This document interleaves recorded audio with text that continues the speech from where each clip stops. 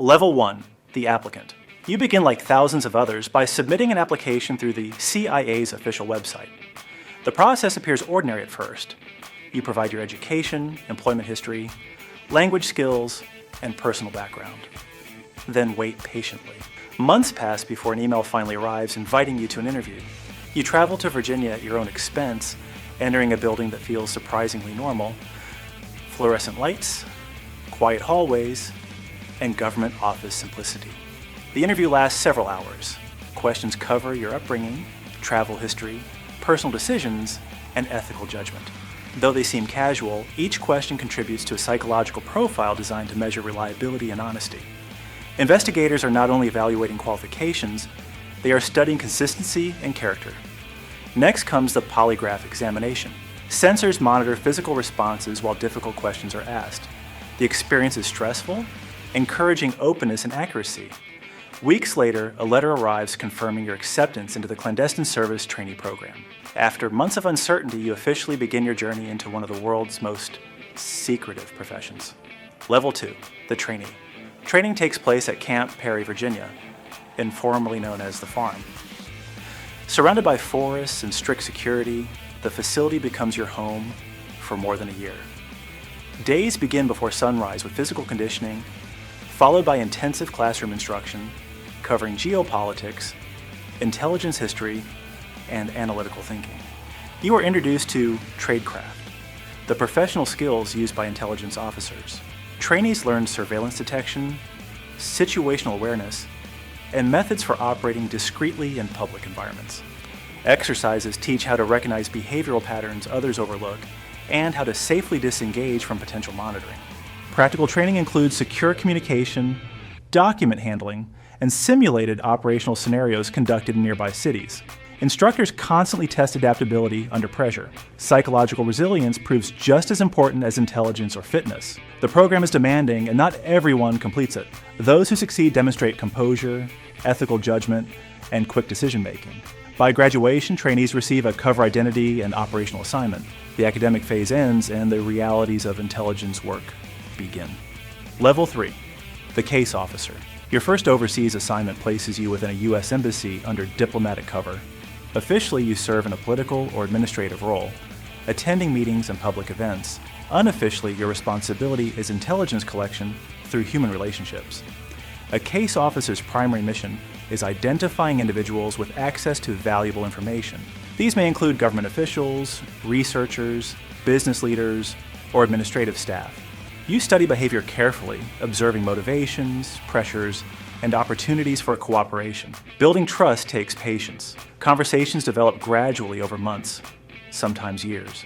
Rather than dramatic encounters, progress often comes through ordinary interactions, shared meals, professional discussions, or mutual interests. The objective is voluntary cooperation, guided by persuasion rather than force. Every interaction is documented in secure reports sent to headquarters. Success depends on discretion, cultural awareness, and emotional intelligence. The role demands balance, maintaining professional diplomacy while quietly advancing national interests. For many officers, this stage defines the true beginning of a career in intelligence operations. Level 4, non-official cover. After gaining experience, you may be offered non-official cover, often called NOC. Unlike embassy-based officers, you operate without diplomatic protection. Your identity is built around a fully developed civilian profession, supported by a legitimate business structure and believable history. You live your cover continuously. Friends, neighbors, and even family members understand only the fictional version of your career. Communication with headquarters becomes limited and carefully controlled through secure channels designed to avoid detection. Operating without official affiliation allows access to environments unreachable through diplomatic channels. However, it also increases personal risk. Without immunity, discovery could lead to arrest or legal consequences under local laws. The work demands independence and emotional discipline. Daily life blends ordinary routines with hidden objectives, requiring constant awareness. Maintaining credibility becomes as important as gathering intelligence itself. Success depends on patience, adaptability, and the ability to live convincingly between two realities, one public and one permanently classified. Level 5, the paramilitary officer. Following operational experience, some officers transition into the agency's paramilitary branch within the Special Activities Center. Training shifts dramatically from social intelligence work to advanced tactical preparation. Instruction includes weapons handling, small unit coordination, survival skills, and emergency medical response. Many instructors come from elite military backgrounds, emphasizing teamwork and precision under stress. Physical endurance and disciplined decision-making are essential, as missions often occur in unstable environments where traditional military presence is limited. Assignments may involve advising partner forces, gathering intelligence in conflict zones, or supporting counterterrorism operations. Officers work closely with local allies while navigating complex political and cultural realities. Living conditions can be austere, requiring adaptability and resilience. Decisions carry significant consequences, and uncertainty is constant. Despite the challenges, the objective remains focused, protecting national security interests while minimizing broader conflict. Level 6, the team leader. With experience comes leadership responsibility.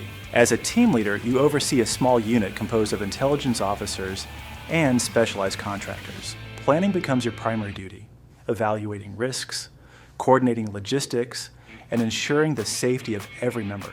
Operations often occur in volatile regions undergoing political instability or conflict.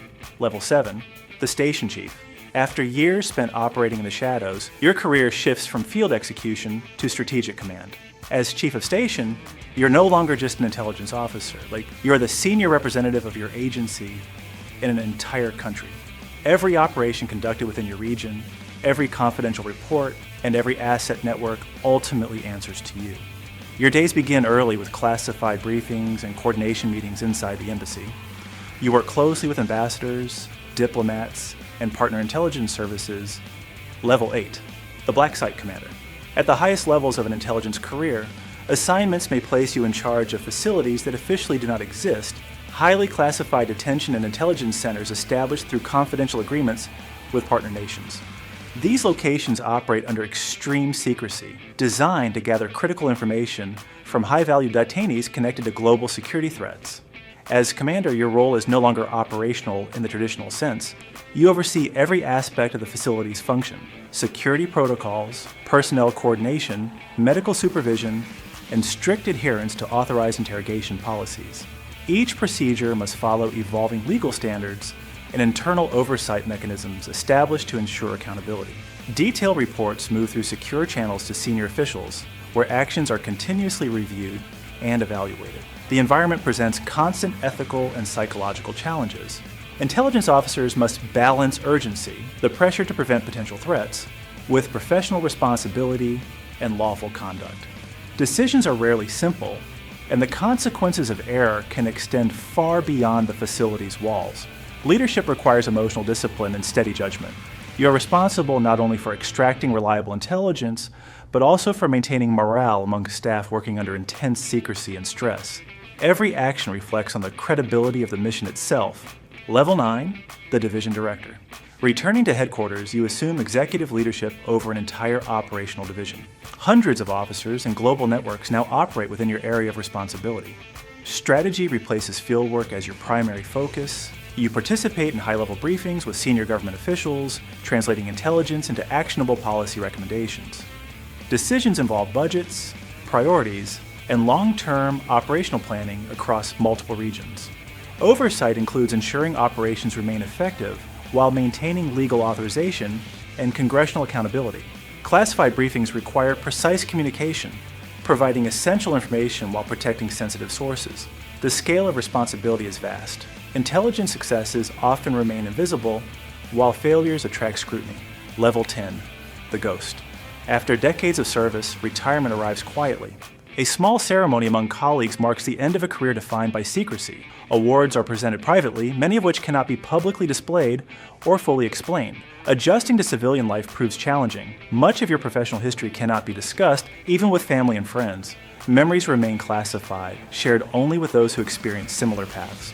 The government provides financial stability and healthcare, yet emotional transition requires time.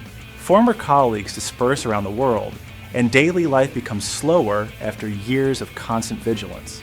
In a world shaped by unseen decisions and silent sacrifices, some stories remain hidden forever.